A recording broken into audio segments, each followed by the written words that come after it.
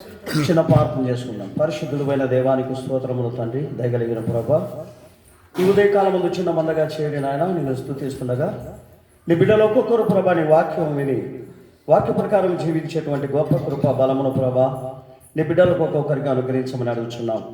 యేసయ్య వాక్యం ప్రభా, నా యేసయ్య చెప్పుతుండగా విత్తుచుండగా ప్రభా, దేవ ఆకాశం నుండి ప్రభా, దేవాని యొక్క దయ ప్రభా మా మీద ఉంచిన ఆయన మా హృదయంలో నుండి మాట్లాడినట్లు కృప దయచేయండి. త్వరలో రాబోతున్నారు ఆ నిత్యరాగడు ప్రభా మమ్మల్ని అందరినీ సిద్ధపరచున్నట్లు కృప దయచేయమని యేసునామములో అడుగుచున్నాము తండ్రి, ఆమేన్. కూర్చుందాం. దేవుడి దినమున మనతో మాట్లాడినట్లుగా లూకాసు వార్త 16వ అధ్యాయం 24వ వచనం మనము చదివి వాక్యంలోనికి వెళ్దాం. 16వ అధ్యాయము లూకాసు వార్త 24వ వచనం మనము చదివి వాక్యంలోనికి వెళ్దాం.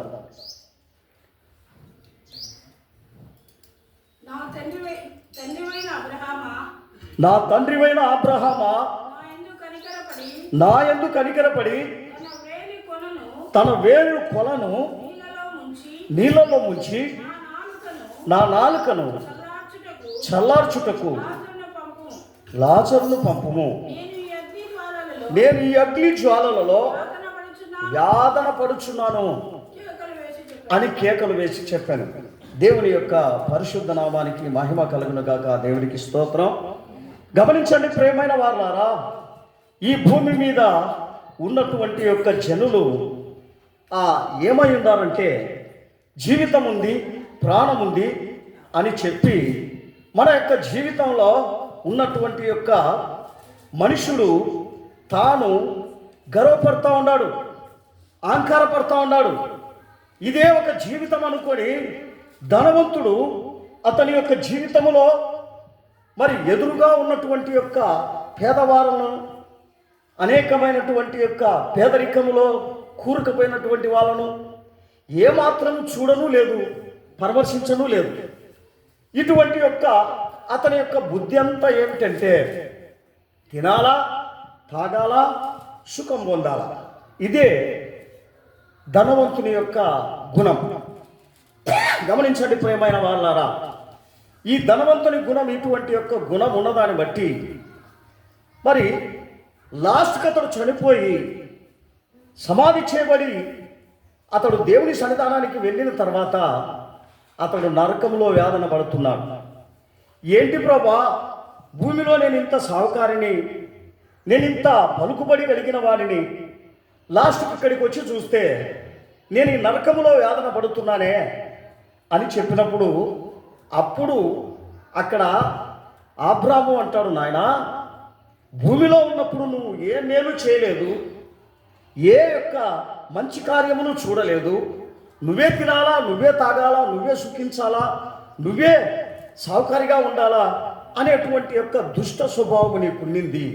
ఆ స్వభావం బట్టి నీ జీవితాన్ని ఇదిగో ఈరోజు నరకంలోనికి తీసుకొని పోయేదానికి అవకాశం వచ్చింది అని చెప్పి అబ్రాము చెప్పినట్లుగా మనం చూస్తున్నాం.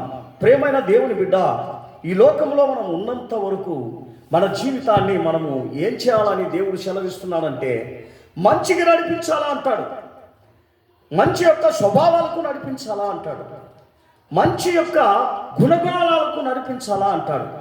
ఈ లోకంలో అటువంటి యొక్క క్షేమాభివృద్ధి కరమైనటువంటి యొక్క గుణాలను మనము మార్చుకోవాలని దేవుడు మనతో హెచ్చరిస్తున్నాడు. గనుక ఈ భూమి మీద నేనే తినాలా, నేనే తాగాలా, ఒకరిని చూస్తే నాకు కావదు, ఒకరిని చూస్తే నేను పెట్టేటువంటి యొక్క గుణము నాకు లేదు, ఇవన్నీ మనము ఈడ చూపినటువంటి యొక్క ప్రేమయే పరలోక రాజ్యంలో. ఈడ ప్రేమ చూపకుండా, ఈడ దయాలత్వం చూడకుండా, ఈడ మంచితనాన్ని చూపకుండా నువ్వు ఈడ చెడ్డగా ఉండి, ఈడ అన్యాయంగా ఉండి, ఈడ అక్రమంగా ఉండి పరలోక రాజ్యంలో నాకు మంచి కావాలా, పరలోకం కావాలంటే దేవుడు ఒప్పుకుంటాడా? భూమి మీద నువ్వు అలాగ లేవే, భూమి మీద ఆ మంచితనం లేదే, భూమి మీద ఆ దయాలత్వం లేదే, భూమి మీద నీ దగ్గర ఉన్నటువంటి స్వభావం మంచిదిగా కనబడలేదే, ఆ పరలోకంలో కనబడుతుందా? అందుకనే ఆయన అంటున్నాడు, భూమి మీద ఎప్పుడైతే నీ మంచితనం కనబడుతుందో పరలోకంలో కూడా మంచితనం కనబడుతుంది అంటాడు. హల్లెలూయా. మత్తయి సువార్త 5వ అధ్యాయం 7వ వచనం చదువుదాం. 5వ అధ్యాయం 7వ వచనం మత్తయి సువార్త 5:7. కనికరము గల వారు ధన్యులు, కనికరము కలిగిన వారు ధన్యులు, వారు కనికరము పొందుదురు. వాళ్ళు కనికరాన్ని పొందుతారు. ఏమంటున్నాడు ఆయన? మన జీవితంలో కనికరం ఎప్పుడైతే మనం పొందుతూ ఉంటామో, కనికరముగా ఉంటామో, కనికరము చూపిస్తామో, అదే కనికరము పరలోక రాజ్యంలో కూడా మనకు దొరుకుతుంది. ఈడను కనికరం చూపెట్టకుండా, ఈడను దయాలత్వం చూపెట్టకుండా, ఈడను ఏమాత్రము దేవునికి సమరూపముగా నువ్వు చూపెట్టకోకుండా ఉన్నట్లయితే, పరలోకంలో నాకు మంచి పరలోకం కావాలా అని అంటే, ఈడను అలాగున్నావా? ఈడను అలాంటి యొక్క స్థితిలో నడిచినావా? అలాంటి స్థితిలో బతికినావా? దేవుడు అదే కోరుకుంటున్నారు. ఈ భూమి మీద నీ కొలత ఏ రీతిగా ఉంది? అది దేవునికి సమరూపముగా పరిశుద్ధంగా ఉందా, లేకపోతే అది అన్యాయంగా ఉందా, అది అక్రమంగా ఉందా? నువ్వే చూసుకోమని చెప్పి దేవుడు చెప్తా ఉన్నాడు. అందుకని ఆయన అంటున్నాడు, ఏమంటున్నాడు? అదే మత్తయి సువార్త 7:2లో మనం చూసినప్పుడు, అదే 7:2లో మత్తయి సువార్త 7వ అధ్యాయం 2వ వచనంలో, మీరు తీర్పు తీర్చు చొప్పుననే మిమ్మల్ని గూర్చి తీర్పు తీర్చబడును.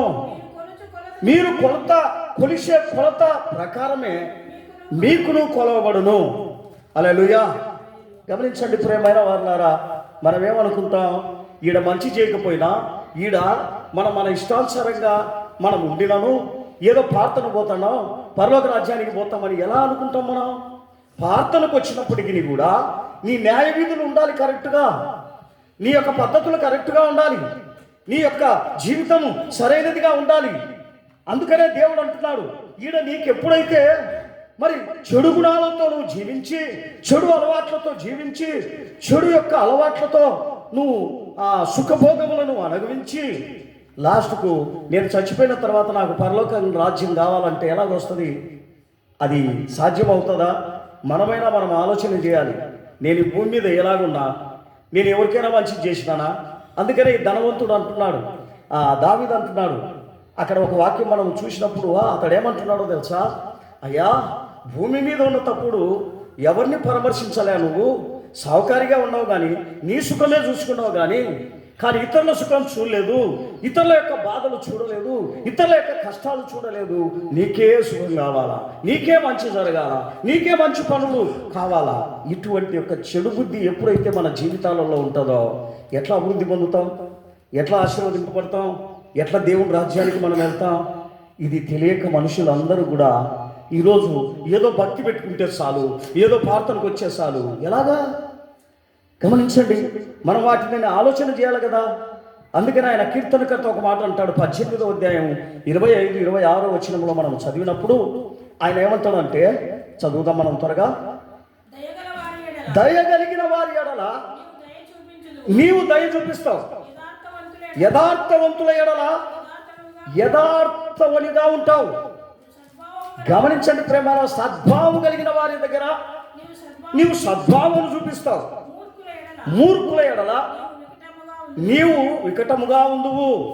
గమనించండి ప్రియమైన వారులారా, ఏ యొక్క స్వభావానికి ఆ బుద్ధి తగినట్లుగా నీకు ఇస్తానంటున్నాడు. వేరేది రాదండి. వేరేది వస్తుందా చెప్పండి? ఏదో నేను దేవుని బిడ్డనని దేవుని దగ్గరికి పోతుంటే వస్తుందా? ఎట్లా వస్తుంది? మనం ఈ భూమి మీద ఏం ఆలోచన చేయాలి? మంచిని ఆలోచన చేయాలి, నీతిని ఆలోచన చేయాలి, నిజాయితీని ఆలోచన చేయాలి, యథార్థతను ఆలోచన చేయాలి. నా జీవితం మంచిదిగా ఉందా లేకుంటే చెడుగా ఉందా ఆలోచన చేయాలి. ఇవి ఆలోచన చేయకుండా ఏదో నేను పోయి ప్రార్థనకు పోతున్నా వస్తున్నా అంటే దేవుడు నిన్ను కాపాడతాడా? నీ న్యాయ విధులు ఎక్కడా? చూడండి, ఆయన ఏమి ఇస్తానంటున్నాడు? నీ గుణం ఏదుందో ఈ భూమి మీద అదే నీకు పరలోక రాజ్యంలో కూడా ఇస్తా. ఈడ నువ్వు చెడు బుద్ధి పెట్టుకొని, చెడు అలవాట్లు పెట్టుకొని, కడుపుమంట పెట్టుకొని, అసూయ పెట్టుకొని, దేవుడి మాట వినకుండా జీవించిన నీకు నేను పరలోక రాజ్యం ఎట్లిస్తా? గమనించండి ప్రియమైన వారులారా, ఇవి ఆలోచన చేయాలి మనం. ఇవి ఆలోచన చేయకుండా నేను ప్రార్థన చేస్తున్నా, నేను దేవుని బిడ్డను అని మనలో మనం అనుకుంటే అది సరిపోతుందా? మనలో మనము ఊహించుకుంటే సరిపోతుందా? మనలో మనం దాన్ని సమర్థించుకుంటే సరిపోతుందా? మంచిది నేను ఏది చేస్తున్నా అనేది చూడాలి. నేను మంచి ఇతరులను నేను భ్రమ పెట్టకుండా ఇతరులను మంచిగా నేను అనిపించుకునేటువంటి కార్యాలు నా దగ్గర ఉన్నాయా అనేది మనం చూడాలండి. అలాంటి ఏమీ చూడకోకుండా దేవుడు మనల్ని కాపాడాలా, మనల్ని ఆశీర్వదించాలా, మా పిల్లలను మంచిగా చేయాలా, మా కుటుంబాన్ని మంచిగా చేయాలా, మమ్మల్ని అన్ని ఉన్నతమైన స్థితికి ఎలా పెడతాడైనా? నీ బుద్ధి ఎలాంటిది, నీ స్థితిగతులు ఎలాంటివి, నీ ప్రవర్తన ఎలాంటిది, నీ నడవడిక ఎలాంటిది గమనించండి. సుఖభోగము లాంటిది. ఈ ధనవంతుడు అక్కడ ఏం చేస్తున్నాడు? ఈ భూమి మీద జీవించిన కాలం అంతటిలో ఏ పేదోని చూడలే, ఎవరిని చూడలే. తాను తినాలా, తను తాగాలా, తను సుఖంగా ఉండాలా, ఇంతవరకే చూసినాడు.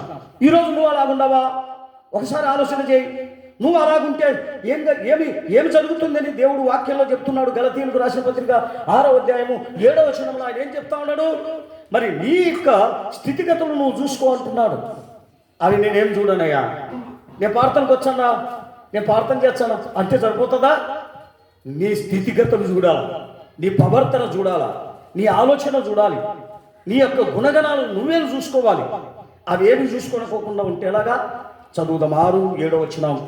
గలతీ, మోసపోకుడి, దేవుడు ఎవరిని ఎక్కిరించాడు? మనుషుడు ఏమి విత్తునో ఆ పంటనే కోస్తాడు. గమనించండి, వేరేది కొయ్యడండి. మీరు అన్యాయస్తులయ్యండి పరలోక రాజ్యానికి పోతే ఆయన ఏమంటాడు? నువ్వు అన్యాయస్తునిగా ఉండి నా దగ్గరికి ఎందుకు వస్తున్నావు?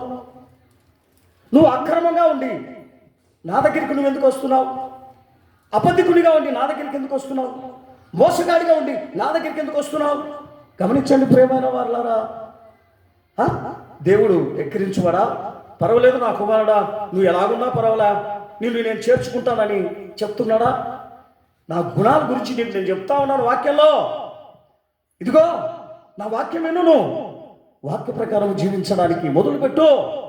పరలోక రాజ్యంలో నీకు ప్రతిఫలం ఉంటుంది, ఈడ కూడా ప్రతిఫలం ఉంటుంది. ఈడ పరలోక రాజ్యంలో ఈడ నాకు అవసరం లేదు, నా సుఖాన్ని నేను చూస్తా. పరలోక రాజ్యంలో నాకు సుఖం కావాలంటే ఎలాగైతుంది? అది సాధ్యమా? అలాగా అనుకుంటే మనం ఒక మూర్ఖతనమైన మనుషులం అంతే. మనము దేవుని పిల్లలం కాలేం కానీ మూర్ఖతనమైన మనుషులం అవుతాం అంతే. ఆ మూర్ఖతనంలోనే చచ్చిపోయి లాస్ట్కు నరకానికి వెళ్ళిపోతాం. అవసరమా? గమనించండి ప్రియమైన వాళ్ళారా, అటువంటి ఒక జీవితం చేయమని నిన్ను నన్ను దేవుడు మనల్ని పిలిచినాడా? అది 3వ అధ్యాయం మత్తయి సువార్త 10వ వచనంలో మనం చూసినప్పుడు, 3:10 చూసినప్పుడు ఆయన ఏమంటున్నాడో తెలుసా? మరి మన జీవితము మనం ఎలాగుందో అదే కొలత అంటాడు. మన జీవితం ఈడ దేవునికి విరుద్ధంగా జీవించి పరలోకానికి వెళ్ళి ప్రభా నీతో పాటు నేను వస్తాను, భూలోకంలో ప్రార్థన చేస్తాంటే నన్ను చేర్చుకుంటే ఆయన చేర్చుకుంటాడా? నీ ప్రార్థన ఎవరికి కావాలయా? తీసి పారేయి అంటాడు. చదువమ్మా. ఇప్పుడే గొడ్డలి చెట్ల వేరున ఉంది గనుక మంచి ఫలములు ఫలించేటువంటి ఒక చెట్టును పెడతా. మంచి ఫలములు ఫలించని యొక్క చెట్లన్నిటినీ నరకబడి అగ్నిలో వేయబడును. గమనించండి ప్రియమైన వారులారా, పత్తి చెట్లను ఆయన ఏం చేసినాడంట? ఇది మంచిదా, ఇది మంచి ఫలం. ఇప్పుడు మనమే ఉన్నాం, చెట్టు ఉంది అక్కడ, అది ఊరికే కాయలు కాసేటువంటి చెట్టు. అది కాయలు కాయకోకుండా ఊరికే కనబడుతుంది అనుకోండి, సంవత్సరం ఆకులేమో పచ్చగా ఉంది అనుకోండి, మనం ఏం చేస్తాం దాని గురించి? ఎందుకురా ఇది ఊరికే కాయలు ఇచ్చేటువంటి ఒక చెట్టు, ఇది కాయలు కాయకోకుండా ఊరికనే ఉందే, దీన్ని మనం ఏం చేస్తాం? నరికి పారేస్తాం. ఇది ఏమిటికి పనికిరాదు అని అది నరికి పారేసి అగ్గిలో పెడతాం. అలాగే ప్రేమైన దేవుని బిడ్డ, మన జీవితం అంతే.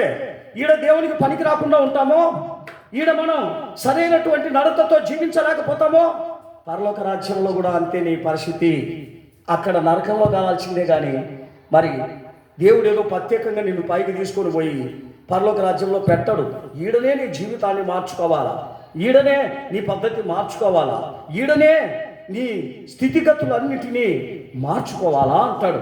నేను ఇక్కడ మార్చుకోనయ్యా, అక్కడ మార్చుకుంటాను. ఎవరిస్తారు నీకు అవకాశం? చచ్చిపోయిన తర్వాత నీకు ఎవరిస్తారు అవకాశం? గమనించండి. అందుకనే భూమి మీద ఉండగానే నా స్థితిగతిని, నీ స్థితిగతిని మనము గమనించే వాళ్ళగా ఉండాలని దేవుడు కోరుకుంటున్నాడు. ఆ స్థితిగతులను మనము గమనించలేకపోయినట్లయితే మనం మూర్ఖతనం మనుషులం. గమనించండి. అందుకనే ఆయన అంటున్నాడు, నేను మిమ్మల్ని ఎక్కిరిస్తానా? ఎక్కిరించేవానా? గనుక మీరు నన్ను ఎక్కిరిస్తున్నారు, నా న్యాయ విధులను మీరు గైకొనక, నా నీతి కార్యములు మీరు గైకొనక మీరు నన్ను ఎక్కిరిస్తున్నారు, కానీ నేను ఎవరిని ఎక్కిరించేవాని కాదు. అందుకనే నేను అంటున్నాను, భూమి మీదనే మీకు చెప్తా ఉన్నాను, మీ యొక్క కొలత చొప్పుననే మీకు కొలవబడును, ప్రత్యేకంగా నేను నీకు కొలిసివ్వను అంటాడు. భూమి మీద మనము మంచిగా లేకుండా పరలోకంలో మంచిగా ఉంటామనేది మూర్ఖతనం. అటువంటి యొక్క మనసు ఎప్పుడు కూడా మనం పెట్టుకోకూడదు.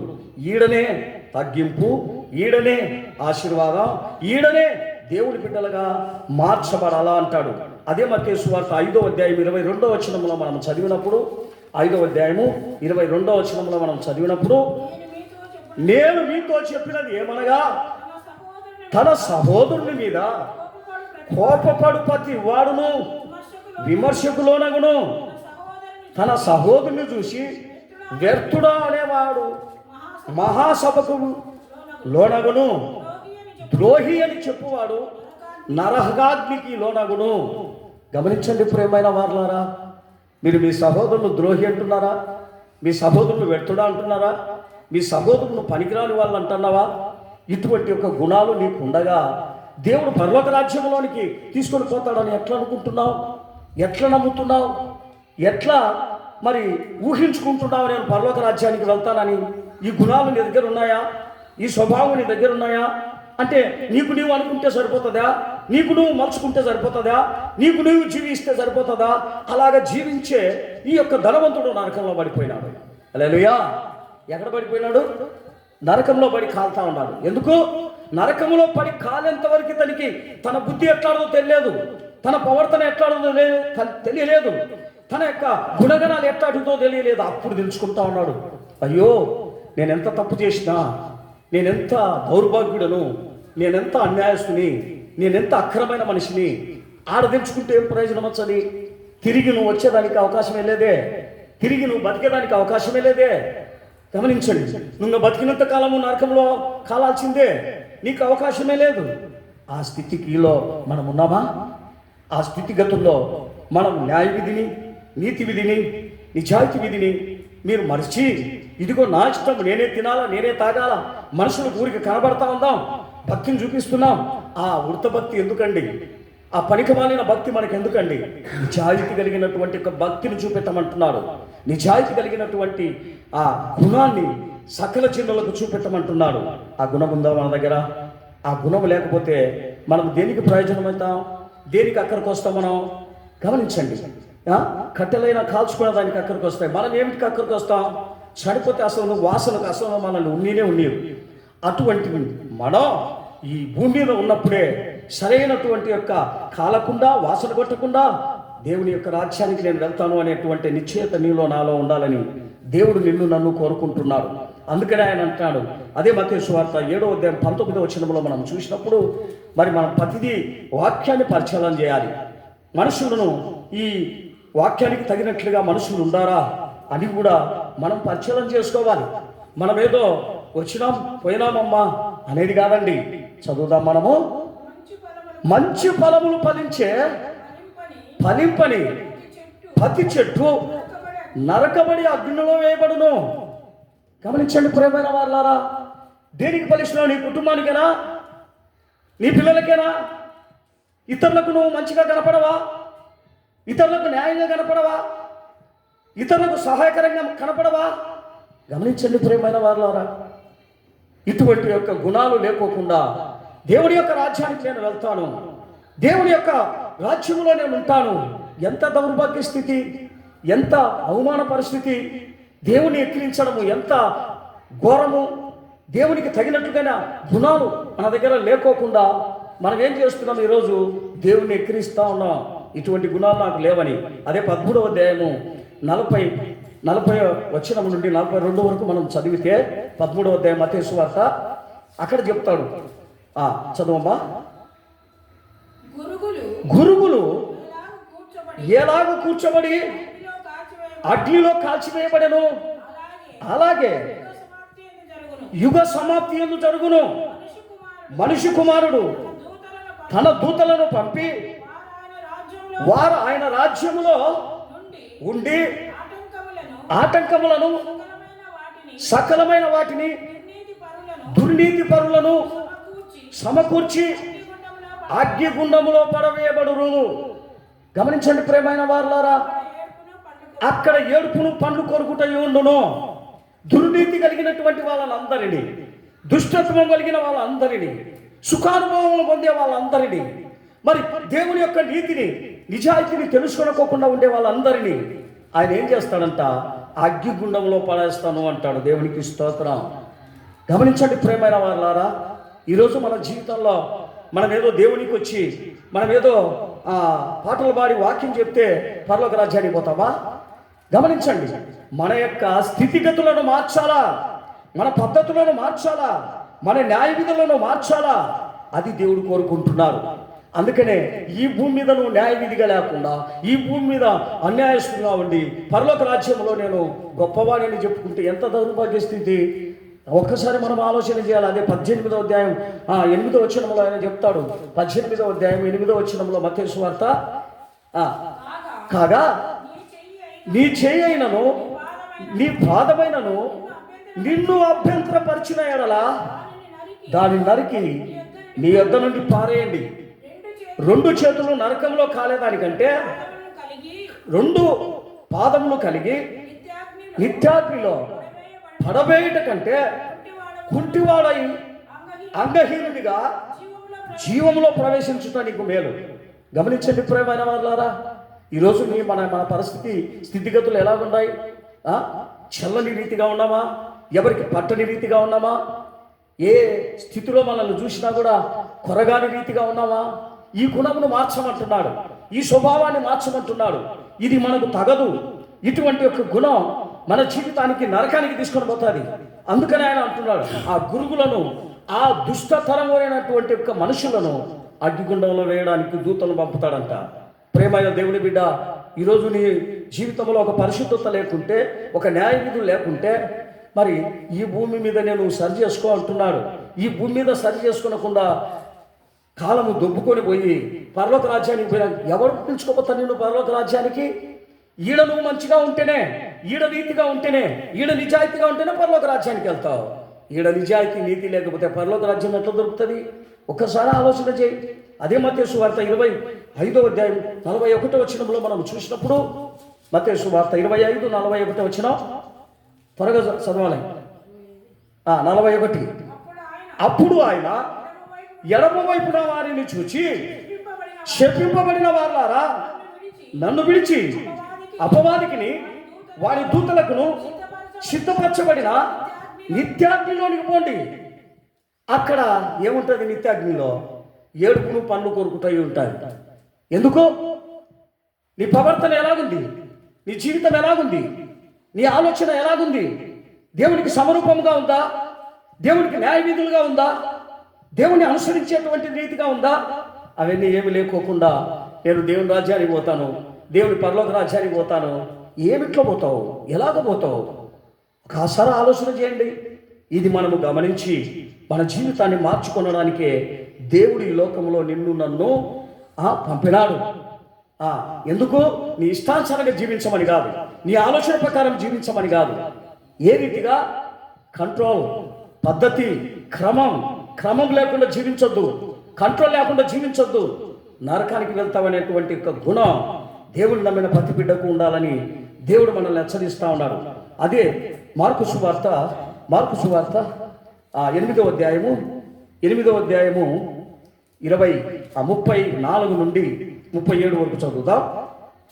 మార్కు సువార్త 8వ అధ్యాయము 34 నుండి 37 వరకు త్వరగా చదవాలి. అంతటా ఆయన తన శిశువులను, జన సమూహమును తన యొద్దకు పిలిచి, నన్ను వెంబడింపగోడు వారు తన్ను తాను ఉపేక్షించి తన శిలువను ఎత్తుకొని నన్ను వెంబడింపవలెను. తన ప్రాణమును రక్షించుకొనువాడు దాన్ని పోగొట్టుకొనును. నా నిమిత్తమును, సువార్త నిమిత్తము తన ప్రాణమును పోగొట్టుకొనువాడు దాన్ని రక్షించుకొనును.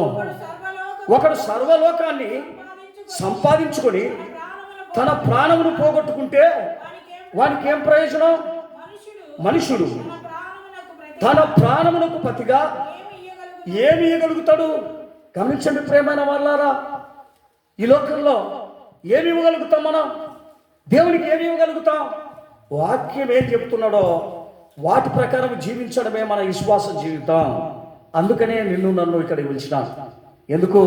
నా వాక్య ప్రకారం నువ్వు జీవించమని, నా ఆలోచన ప్రకారం నువ్వు జీవించమని. ఆ జీవితం నాకు లేదు, ఏదో ప్రార్థనకు పోతా ఉండా నన్ను పరలోక రాజ్యానికి తీసుకుపోతాడు. మూర్ఖ ఆలోచనలు, మూర్ఖ తలంపులు, గుణాల్లో నువ్వు మారాలని చెప్తా ఉన్నాడు. ప్రకటన గ్రంథము 20వ అధ్యాయం 15వ వచనంలో మనం చూసినప్పుడు అక్కడ చెప్తా ఉన్నాడు, నీ గుణాల్లో మార్పు లేకోకుండా, నీ స్వభావంలో మార్పు లేకోకుండా ప్రార్థన పోతే పరలోకానికి పోతావా? బాప్తిసం తీసుకుంటే పరలోకానికి పోతావా? ప్రభురాత్రి భోజనం తీసుకుంటే పరలోక రాజ్యానికి పోతావా? ఎలాగ బిడ్డ? ఒకసారి ఆలోచన చేయి. ఎందుకు ఇటువంటి యొక్క దుష్ట స్వభావంలో ఏమారిపోతా ఉన్నావు? ఎందుకు నిన్ను నీవు వంచుకుంటున్నావు? ఎందుకు నువ్వు అవమానపరుస్తున్నావు దేవుణ్ణి? ఎందుకు ఎక్కిరిస్తున్నావు దేవుణ్ణి? చదవమ్మా. ఎవరి పేరైనను జీవగంధమందు రాయబడినట్లు కనబడని ఎడల వాడు అగ్నిగుండములో పడవేయబడును. హల్లెలూయా, హల్లెలూయా. ఏడబడతాడంట? చెప్పండి. అగ్నిగుండంలో ఖచ్చితంగా పడాల్సిందే. ఎందుకు పడాల్సింది చెప్పండి? అక్కడ నీ పేరు లేదు. మంచితనం నీ దగ్గర ఉంటే కదా పేరు ఉండేది. మంచోళ్ళ కాడ జీవగంధంలో పేరు. నువ్వు చెడ్డోనికి పేరే ఉండదాడా? నువ్వు చనిపోయిన తక్షణమే అసలు లెక్కే ఉండదు నీకు. సరాసరి నరకంలో ఎన్నో చీమలు పురుగులు చనిపోతున్నాయి, దానికి లెక్కే లేదు. అలాగనే నువ్వు కూడా అయిపోతావు. అందుకనే ఆ మనుషుడు ప్రతి ఒక్కడు అగ్నిగుండానికి వెళ్ళాల్సిందే. న్యాయ విధులను తెలుసుకోనకుండా, వాక్యాన్ని తెలుసుకోనకుండా, వాక్య ప్రకారం జీవించకుండా, ఏంటి నా ఇష్ట ప్రకారం నేను జీవిస్తా, నా ఆలోచన ప్రకారం నేను జీవిస్తా, పరలోక రాజ్యానికి వెళ్తాను. ఎలాగా? అసాధ్యమా? ఎవరు చెప్పినారు సాధ్యమని? ఎక్కడుంది లేఖనములలో? ఎక్కడ దేవుడు చెప్తున్నాడు? అబద్ధం. ఆ అబద్ధాన్ని మనము జాగ్రత్తగా మన జీవితాన్ని చూసుకుందాం. అందుకని ఆయన అంటాడు, ఎవరండి అగ్నిగుండంలోనికి పోది? నీ దగ్గర ఈ స్వభావం లేకుండా ఉందా? నీ దగ్గర ఈ యొక్క స్వభావములు ఎప్పుడైతే లేకుండా పోతాయో నరకాన్ని తప్పించుకుంటాం. ఇంకొక వాక్యం చదివి నేను ముగిస్తాను. ప్రకటన గ్రంథం 21వ అధ్యాయం 8వ వచనంలో చూసినప్పుడు అక్కడ అసహ్యులు ఎవరెవరు? పిరికివారును, అవిశ్వాసులను, అసహ్యులను, నరహంతకులను, వ్యభిచారులను, మాంత్రికులను, విగ్రహారాధికులను, అబద్ధికులందరూ కూడా అగ్గి మండుచున్న గంధకములందు పాలు పొందుదురు. ఇది 2వ మరణం. గమనించండి ప్రియమైన వాళ్ళారా, మనం ఎలా ఉన్నాం ఈ భూమి మీద? ఈ స్వభావం లేకుండా ఉన్నామా? ఒక్క స్వభావమైనా లేకుండా ఉన్నామా? ఇటువంటి స్వభావం ఉన్న వాళ్ళందరూ దేవుని రాజ్యానికి వెళ్తారని ఎట్లా అనుకుంటున్నాం? మనం ఎట్లా పోతామని అనుకుంటున్నాం? గమనించండి. మనం అది గమనించలేకపోతే ఏ రీతిగా మనము దేవుని రాజ్యానికి వెళ్తామో ఆలోచన చేయాలి. దయచేసి అందరూ పెద్ద మొక్కలు వేస్తాం. ప్రభు, నా జీవితంలో నా తండ్రి, నా స్వభావాన్ని బట్టే నాకు పరలోకం, నా స్వభావాన్ని బట్టే నాకు నరకం. ఈ యొక్క దీన్ని నేను తప్పించుకోవాలంటే నాలో ఒక మార్పు రావాలా ప్రభా, నా జీవితం మార్పు రావాలా ప్రభా, నా మాటలు మార్పు రావాలా ప్రభా, నా ప్రవర్తన మార్పు రావాలా ప్రభా. అవన్నీ ఏమి రాదు. ఊరికి నేను ప్రార్థనకు వస్తా, ఊరికి ప్రార్థనకు పోతా. ఏమైనా ప్రయోజనమా? ఏదైనా నీకు ప్రయోజనం ఉంటుందా? ఒక్కసారి ఆలోచన చేయి బిడ్డ. ప్రయోజనం కావాలంటే ఇప్పుడే నువ్వు మారు, ఇప్పుడే నీ జీవితం మార్చుకో, ఇప్పుడే న్యాయ విధులను వెతుకు. న్యాయ యొక్క జ్ఞానమును నేను ఏ రీతిగా బతకాలా, ఏ రీతిగా బతుకుతున్నా అనేది చూసి దేవుని అడుగుదాం. అందరం సమర్పిస్తాం. శోధించును నిత్య రాజ్యము, కృప సంపూర్ణుని ప్రత్యక్షతకై, కృప వలన శోధించును నిత్య రాజ్యము, కృప సంపూర్ణుని ప్రత్యక్షతకై, కృపయందు నుంచి ఉంది అభిలాషతో, కృపయందు నుంచి ఉంది అభిలాషతో కనిపెట్టుదును ఇహా. కృపామూల్యమైన కృపయే, క్రీస్తునందున్న నిత్య కృపయే, కృపామూల్యమైన కృపయే, క్రీస్తునందున్న నిత్య కృపయే. నన్ను నీవాలే మార్చు నా కృపయే నాకు చాలును ఈ కృపయే నన్ను ఇవ్వాలి నా చూపు నా కృపయే నాకు చాలును ఈ కృపయే. ఆమేన్ ఆమేన్ ఆమేన్ ఆమేన్. యేసయ్యా స్తోత్రం స్తోత్రం స్తోత్రం స్తోత్రం. పరిశుద్ధుడా నీకు స్తోత్రం స్తోత్రం. ఇంతవరకు ప్రభు మన మధ్యలో హెచ్చరించిన కృపను బట్టి దేవునికి స్తోత్రం చేస్తాం. స్తోత్రం స్తోత్రం స్తోత్రం. చిన్న ప్రార్థన చేసుకుందాం. పరిశుద్ధుడైన దేవానికి స్తోత్రం నాయన. యేసయ్యా ఈ చివరి దినాల్లో మేమున్నాం ప్రభా. మా యొక్క ప్రవర్తన బట్టే పరలోక రాజ్యం అని చెప్తున్నావు తండ్రి. మా ప్రవర్తన సరైనది లేకపోతే మేమేమిటికి పనికిరాము ప్రభా. గనుక ప్రభ మా ప్రవర్తనను చక్కగా చూసి నా తండ్రి ఈ భూమి మీదనే ప్రభ సరి చేసుకునేటువంటి ఒక గుణమును ప్రభ మాకు ఒక్కొక్కరికి అనుగ్రహించండి.